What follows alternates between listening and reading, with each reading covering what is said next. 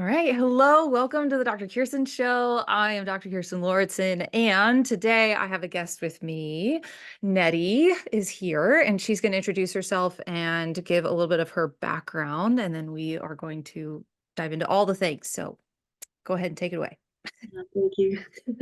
Thanks for having me. I'm Yes. Nettey. I'm online known as Nettey Nonstop. I know it's kind of a silly name, but there's a long story to it. I'm a dietitian and becoming an endurance athlete currently myself, and I'm also a sports photographer. So I help a lot of men and women, but mostly women with their body image journeys and becoming more confident in the frame that they were given and learning how to become the strongest version of themselves and becoming more confident with strength and nutrition. Mm-hmm. And that's a lot of what we're going to talk about today. So, I thought maybe where we could start was recently on Instagram, you had a post go viral. Which is like funny kind of, but like the story though that you shared and what was going on around it, I thought was a really, really powerful message. So I'd like to kind of lean into that today. Um, when you let's start off with like the nutrition. Actually, no, what? Let's start with the story first, and then we'll get to nutrition as we go. But you started running. You mentioned you're leaning more into the endurance world, but you started running in 2019. What was going on in your life at that time? And feel free to share as much background as you want, that kind of prompted you to want to start running and like what was going on in your world at that time. I mean, it's kind of a funny story how I got started. So I moved to Arizona. My husband at the time was starting dental school, and so I moved there and there was this gal in my apartment complex that I met at church, and she got my number. And one night at like 9 o'clock at night, she goes, "Hey, I'm doing my longest run for my marathon tomorrow morning. Do you want to join me?" Oh gosh. And On it the was, longest run. and I was like, "How long is it?" And she's like, 20 miles. And I'm not kidding. I was on my knees praying that night, like, please help me survive this. I had never ran more than 4 miles at that, up to that point. Hmm. We got to 18, and I mean, we both had to go. We had things to do that day. So we had to cut it off at 18. But I remember walking away from that and being like, I didn't think my body could do that because I've had a history of being a sprinter and a soccer player and Yeah. doing rugby. Like I was not an endurance athlete by any means, but it was just that's where it started. And she said, if you can run 18 miles without training, you can do a marathon. Oh, for sure. I was like, I never even considered that. Mhm. Okay. So then I signed up for the Phoenix Marathon the next spring, and I had no idea what I was doing. Like I was completely alone in this. I didn't even understand how the bus system worked that buses you up to the Oh start. yeah. Oh yeah. So Hmm. I Hmm. didn't I knew nothing. I had no nutrition. I had nothing. And I remember the morning of the marathon, I'm driving, I accidentally slept in. Oh no. So I'm rushing to where it says to park, and then I see the last bus pull out, and I see a bunch of, I'm like, maybe that's where I'm supposed to go. So I pull in the parking lot, and the security people are like, you just missed the last bus. I'm like, oh my gosh. So I'm chasing the bus, and Oh my goodness. it was horrifying. And I got like somehow you're not supposed to get up there with a car, but somehow they let me up there. I parked like on the side of the road in the desert and like went to the start. Oh my goodness. Oh my goodness. That's amazing. And I got to the finish, and I don't know, it was a mess. It was like pure, I think it helped me actually because it was just pure adrenaline at that point. Yeah. And I did it, and then I was like, I have to figure out a way to get back to my car now. So that was my first marathon experience. And I don't know, there was just something about it that I fell in love with. And Hmm. Hmm. I would say I definitely was very insecure in my body at that time. And I remember just feeling big and looking around at everybody else and being like, I don't belong here. Hmm. Just Hmm. feeling so uncomfortable in my body. And after that, I went through a phase where I was like, if I'm going to do marathons, I need to get smaller. Hmm. And I kind of struggled with that for a while, like feeling like I needed to look different in order to fit into that. Hmm. And it wasn't that I was necessarily like having an eating disorder, but it was like I definitely worried about it. I definitely worried about eating bread and Hmm. all of the carbs. And then around that time, I went to school to become a dietitian and learned about all these things. And I fixed all of my own struggles with nutrition as I was being educated about the chemistry of nutrition in our bodies. So at the time, I was in a very tough place Yeah. in my marriage, if you will. I was young. I got married at 19, and I never really had a chance to find myself, if you will. Hmm. And I went into this marriage, kind of pushed into it, if you will. And I feel like running was kind of it filled in a lot of gaps for me Yeah. because when I initially went to college, my goal was to become a professional soccer player. And Oh. I, I gave up everything to be in this marriage. Hmm. Anyway, that's a whole nother story. Hmm. But I felt completely lost as an athlete. I felt like I gave up everything and I felt completely lost and I felt like a failure as an athlete. And so getting into running was kind of that kickstart of, all right, soccer's probably not in the cards for you anymore, but let's try something else. Yeah. So that kind of kickstarted you can try different things later in life and that's okay. Yeah. Absolutely. Gosh, there's so many people. Well, I love that, first off. Second, there's so many people that start, like my dad did his first triathlon with me. He was 60 something, which is just awesome. So doesn't really matter what age you are, you can do it. Um, yeah. So okay, so kind of leaning into that a little bit more. A few things that I kind of wanted to talk about is that um y- I think one of the things you mentioned, well, one of the cool things I think about our journeys, right, is that we kind of get presented with like the problems that we have, and then we have this opportunity usually to learn what we need to learn that will help us kind of get along in that journey. Like you went to school for nutrition.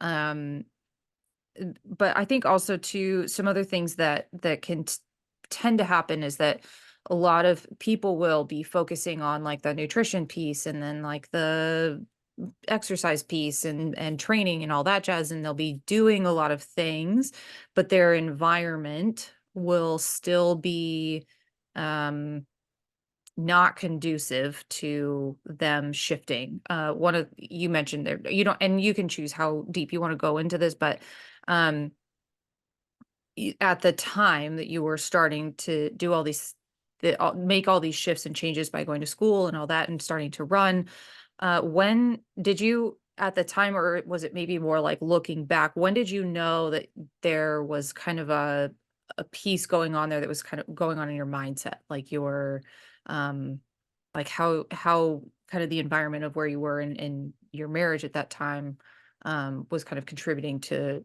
how you were feeling about like your body and about yourself and all of those pieces? I mean, it was very slow. I mean, when you're in an environment that's unhealthy and you don't feel like you belong, Hmm. you sometimes you kind of make things up in your head that the problem is you. And so you try to fix yourself Yep. to fit, but that doesn't always work.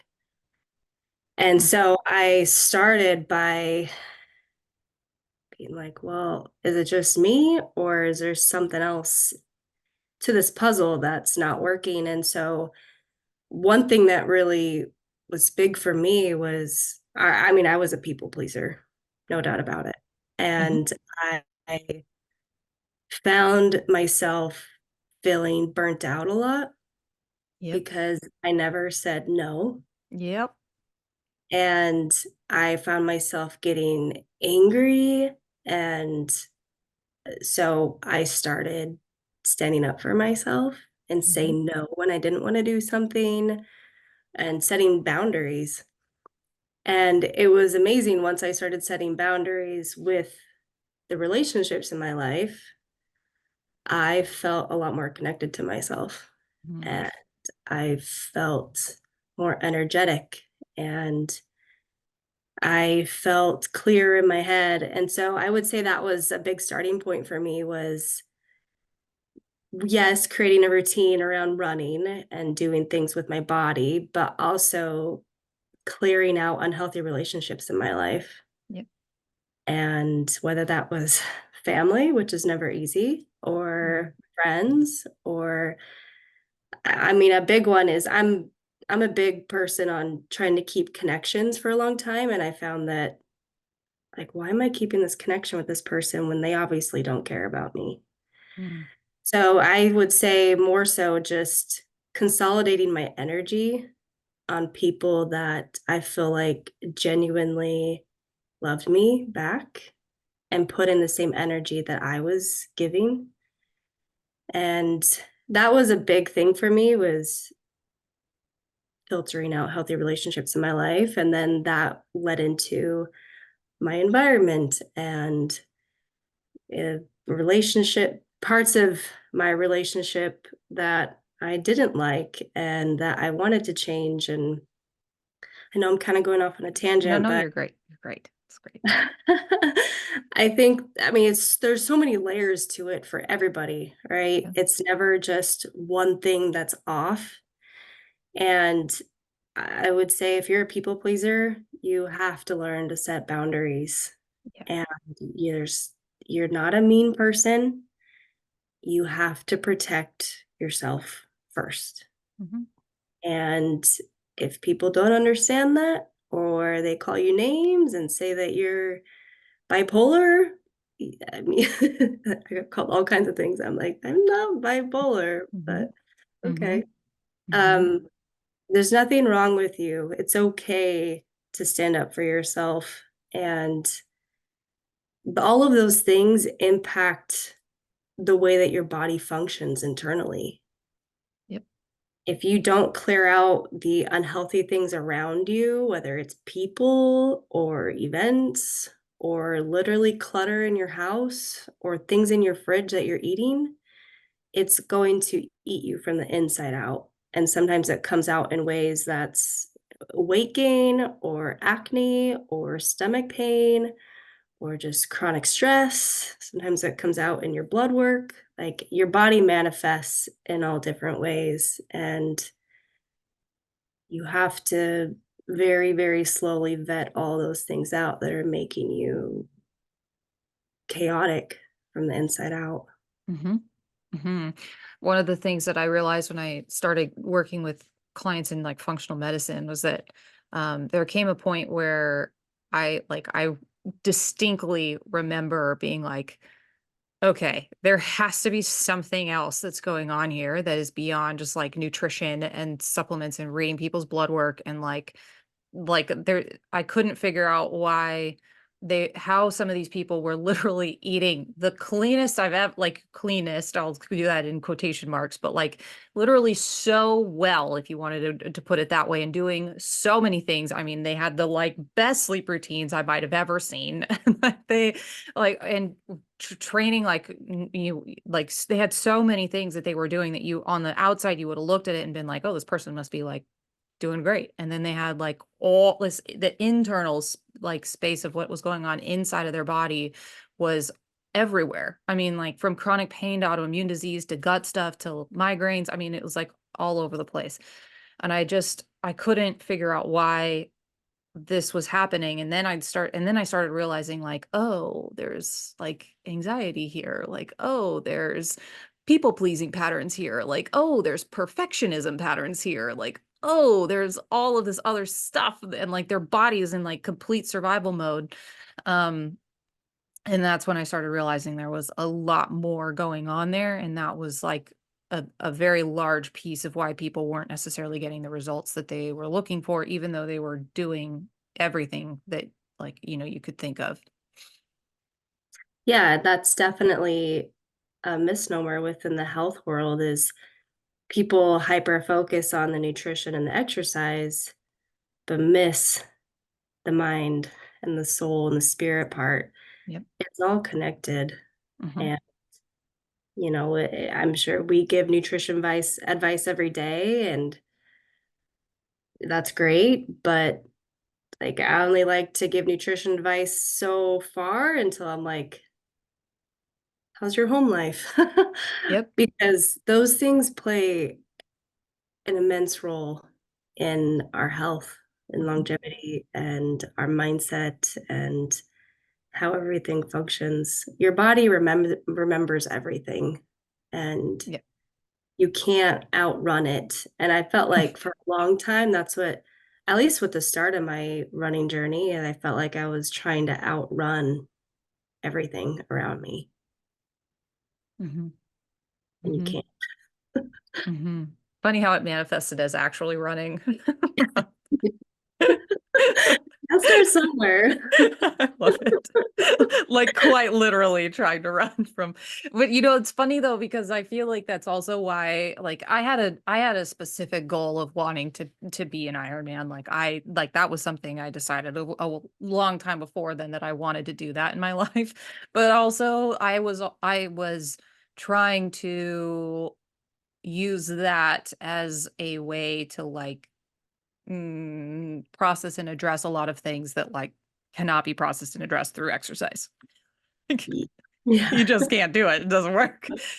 Um, and I ended up just adding on like so much more to an already, like you mentioned, burnout. Like I ended up adding so much more onto like a completely burned out situation that it led to a lot of problems with my health that I then had to mop up and address afterwards. But it's funny how it like the choices that we make sometimes are almost like, I mean, I was quite literally trying just similar scenario of like trying to run from the problems and trying to find things that just in the wrong places. But yes, you're right. You have to start somewhere. Yeah. Yeah. It's better than drugs, I guess, Yeah. Yeah. for different extremes. Yeah, totally. Yeah, I mean, when it comes to the mind and the soul, it's hard to know where to start. I mean, even with Ironman training, it's all daunting. It's hard to know Yes. where to start. Oh yeah. I immediately got a coach. To anyone out there that's listening that's like, how would I even start that? I got a coach like Yeah, get a coach. immediately. Immediately. Like I know plenty of people that found, like online training programs and did it that way, but I just knew I was like, nope. Nope. Nope. I'm gonna need someone that is like there that especially to keep me accountable because like I mean, I came from a CrossFit background before that. So like and I had hardly been on a bike since like I had like an accident when I was a teenager, and like just I was not a swimmer, and I was also definitely not a runner. So like going into that, I was like, yeah, this I don't think I can just do an online program and expect that I'm actually going to be successful with this. Like, being an Ironman sounds great, but logistically, Yeah.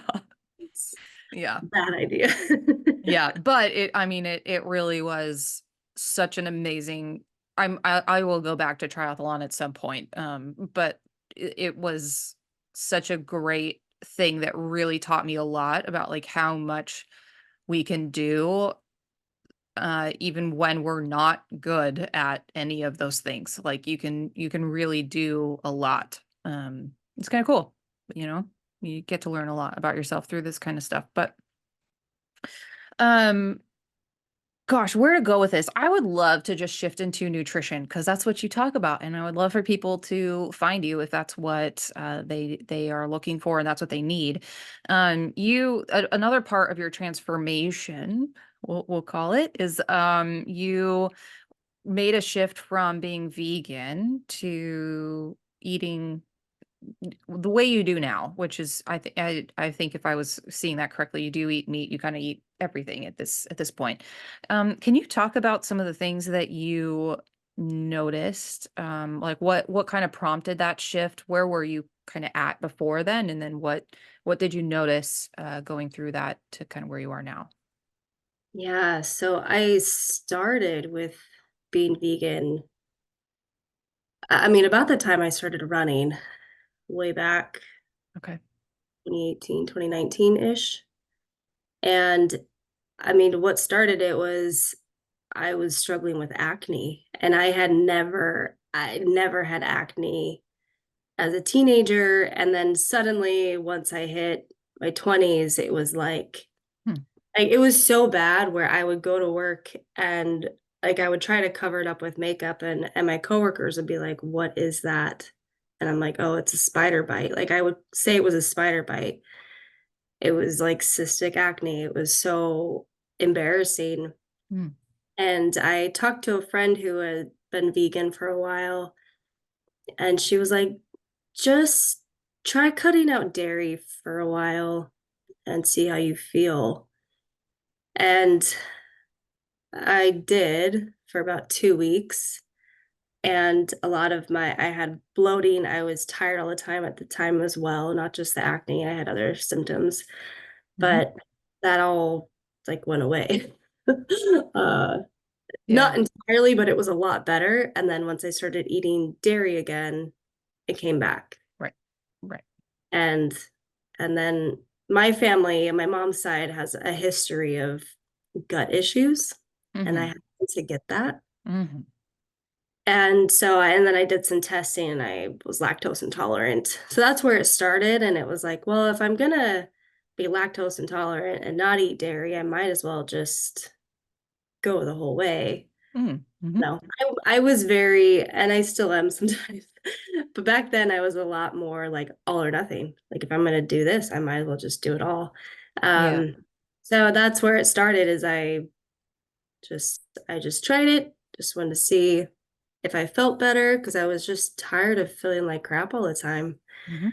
Obviously, there was a lot in my life that I was literally outrunning, and I thought I could Hmm. outrun some of that with eating vegan as well. So I did that for about 4 years. And then I mean, 2 years ago, I stopped running and I started focusing more on like weightlifting and power type stuff. And I was just feeling sick all the time. Hmm. Hmm. I was struggling with like nausea and just feeling like I needed to drink sparkling water or ginger all the time. Like my stomach was just not right. And I could tell my body had a ton of inflammation. I was just puffy all the time. I mean, guaranteed, yes, I weighed more at the time, but I like there's a distinct difference between puffiness Yep. and weight Yes, absolutely. yeah. Mhm, And I could just tell there was something off. mhm, So about the time I started running again, I started adding in like eggs and fish and very slowly started adding in like red meat and chicken. If you're going to do this, like you have to take it slow. One, a texture thing, and two, your body's just not used to digesting it. Yep. And so, I mean, obviously, I'm still lactose intolerant, so I still have to do the dairy-free butter. Um, but I also was eating a lot of, when I was vegan, I was eating a lot of plant-based replacements, which as a Yep. dietitian, like you know it's not good for you. Like the ingredients are not great. Uh-huh. But sometimes you just get so tired of eating Yeah. roasted, you know, Yeah. you just you want something more savory and heavy and so many salads and wraps you can eat before you're just like, I'm not satiated. And so I was eating a lot of the meat replacements at the time and all these, you know, dairy-free milks and things. And so I started cutting those out about the time I was starting to add meat and eggs and things in. And I distinctly remember after I had my first hamburger, I felt like a new person. Mm. And I remember I was so nervous to eat red meat again. That was the first time I had red meat. And I remember getting it, and Mark, my boyfriend, was sitting there giggling because I'm like, I never thought I had a hamburger. He's like, just eat it. I'm like, okay. Uh-huh. And I mean, obviously it takes time to get into your system, but within days, I was like, wow, maybe I was anemic and didn't even realize it. It just didn't come up on my blood work. Like, Yeah. I felt like a new person. And it seemed like my inflammation, obviously, it takes time. It took months for it to go away, but eventually my nausea went away. Mm-hmm. My inflammation went way, way down, and I felt just so much more energetic. I didn't feel like I was in the clouds all the time. It was amazing. I mean, I loved being vegan for the time I was vegan, but it just came a point where my body was like, mm-mm, Mm-hmm. you need animal protein. Mm-hmm. So, Yeah, the thing that I thought was like really great too about that and what you spoke to a bit was that really what it came down to was like listening to your body.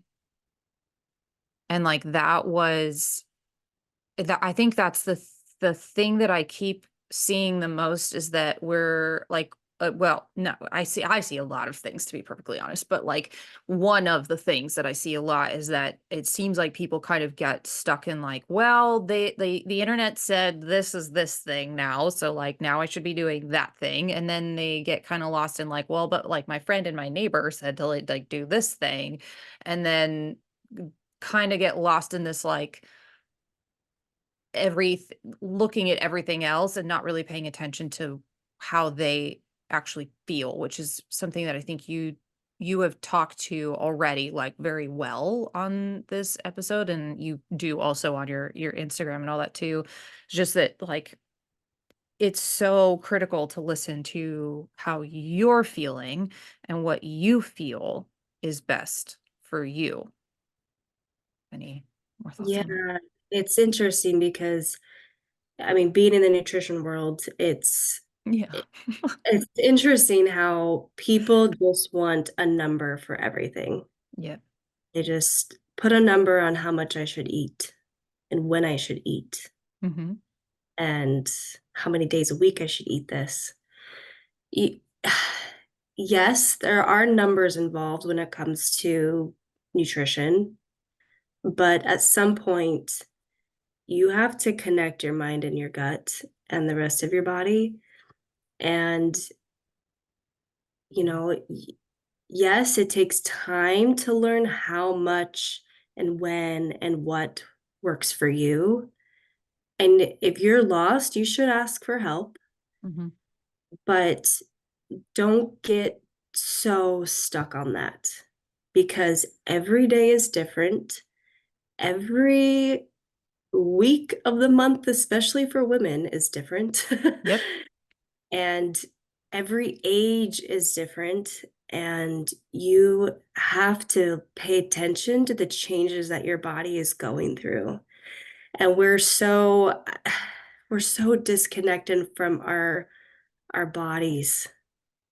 I mean, we're so connected to everything around us, every device around us, every network and social media platform. But that's one thing I would say that we've lost is paying attention to how our body is feeling. Yeah. And it's it's really sad and it's hard to learn as an adult. It takes time and people expect their bodies to change so quickly, but they just don't. Like you Yeah. have to keep going. Um, Hmm. it's a tough thing to Hmm. learn. Hmm. Yeah. And that, like, I think it's also from like the like women female perspective, like it's also tough because you do the whole puberty thing and then you kind of get set in things that work for you for a little bit. And then you go through this other shift like midway through your life and then things look differently. And then you like there's some things that you did eat that maybe now aren't so great and they don't, there's so many changes I think that happen along the way that um it can be, I mean, yeah, it can be tough. It can be tough to figure all those pieces out and stick with it for long enough to see it out and see it through versus kind of just give up, which is common. But yeah. Hmm. Yeah, Yeah. daunting. It can be. Daunting. Yep. Yep. Um, yeah. I love all of this. I also love that you talked about where you were at too with the like kind of all or nothing pattern. Yeah, I mean, you said I usually like if you have that pattern, it shows up somewhere in most cases, in most cases. But but I think that was really great though that you talked to that because like just being aware of our patterns is one of the ways that we can really get a lot of like data around like where like why we don't have solutions for certain problems that we have in our life. And it really is like the patterns are really where it's at. And I always think it's very interesting now kind of looking back and with like how you eat now. What was something that you noticed shifted that allowed you to kind of have a little bit more flexibility in like the way that you eat versus kind of having this like all or nothing, like it's got to be this way or nothing else. Yeah, I mean, there was a long time where I tracked what I was eating and how Hmm. much. And I mean, given that I do a lot of nutrition calculations and I do help people figure out a range of numbers. So I I've been able to kind of put a number to things. So when I'm making my own food, I know, okay, this is about 18 grams of protein. Like I can eyeball it in a sense where I've learned, how much certain things are.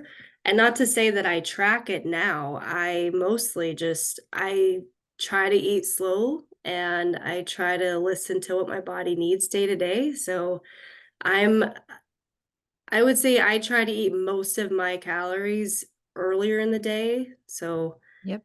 morning and until lunchtime. And I mean, I eat dinner, but I try not to eat a huge dinner.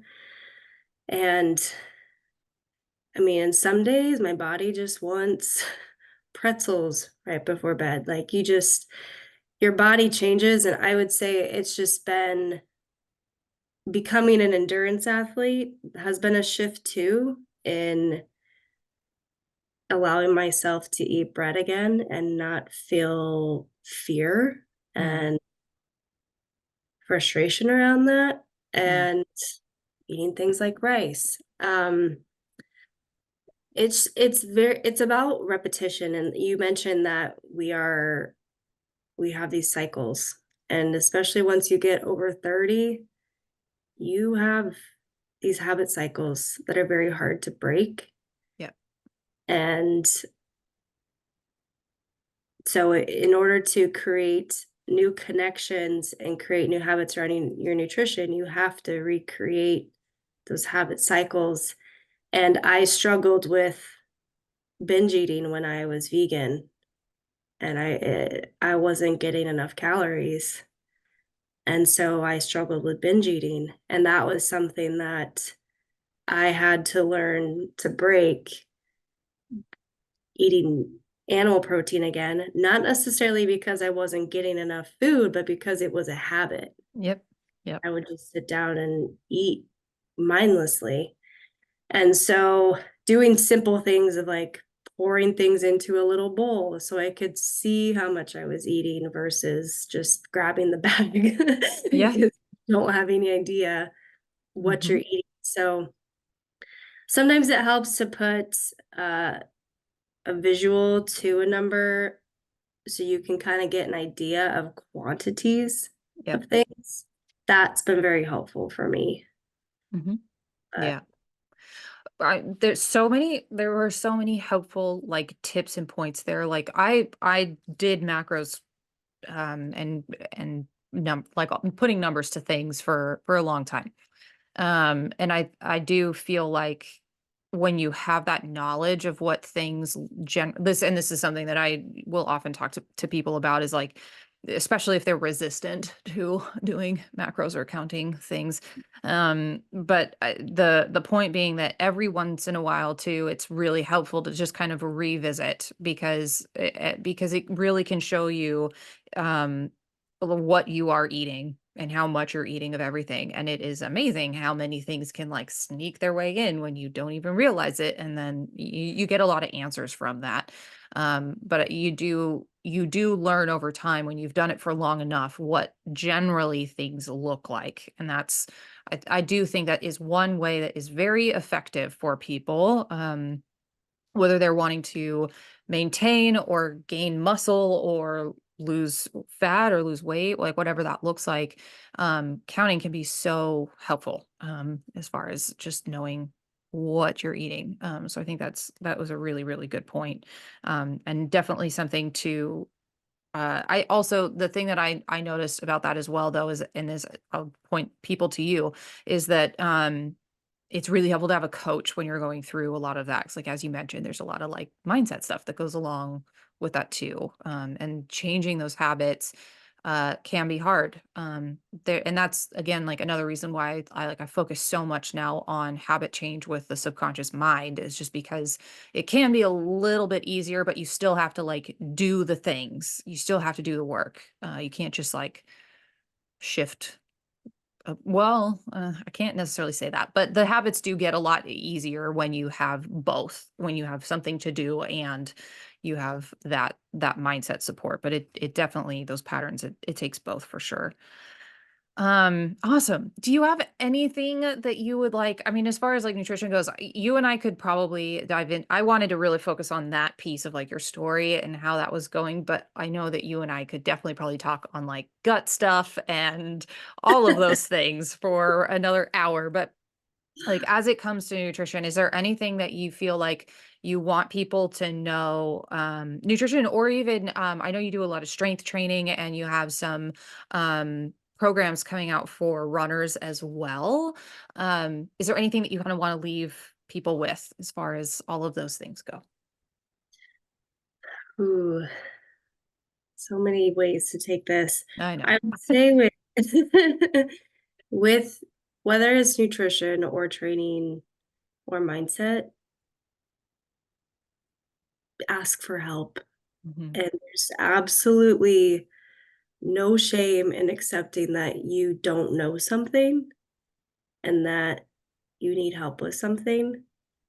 But with nutrition, it just be patient Hmm. and try things for a while and see how you feel. And if you don't feel great, try something else. But don't copy. I would say the biggest thing is do not go and copy other people. That drives me nuts when Mhm. people do the what I eat in a day. Do not copy that because I guarantee you that's not all they eat in a day. And I guarantee you that's not what their food looks like every day. Mhm. And that's one thing that I refuse to do for my community is do what I eat in a day. I think it's nonsense and it's not helpful because what works for me may not work for you. Yep. Um, and then I would say for training, I mean, you got to figure out what you're training for first. Yes. You got to Mhm. have some direction. Mhm. And if you have no idea, find something. And yes, I'm putting together my strength training that I do for my running. I'm going to make it public so you can have Yes. access to my strength training. And this is routines. These are routines that I've put together myself that work for me, that have fixed my own little quirks with my uneven strength in each leg. And my core. So I'm gonna make that public. If you're a runner that's wanting to get stronger and wanting to even things out, this could be helpful for you. I love It's that. I love it. I love it. I love it. Um, Thank you, Nettie, for everything. This was an amazing, I think that everybody has an amazing story. I love that you were willing to share yours with us today. Um, and we will make sure that I will make sure that everybody has links for everything for you so they can find you. And yeah, well, thank you everybody for being here. We will see you next time with the next episode. Take care.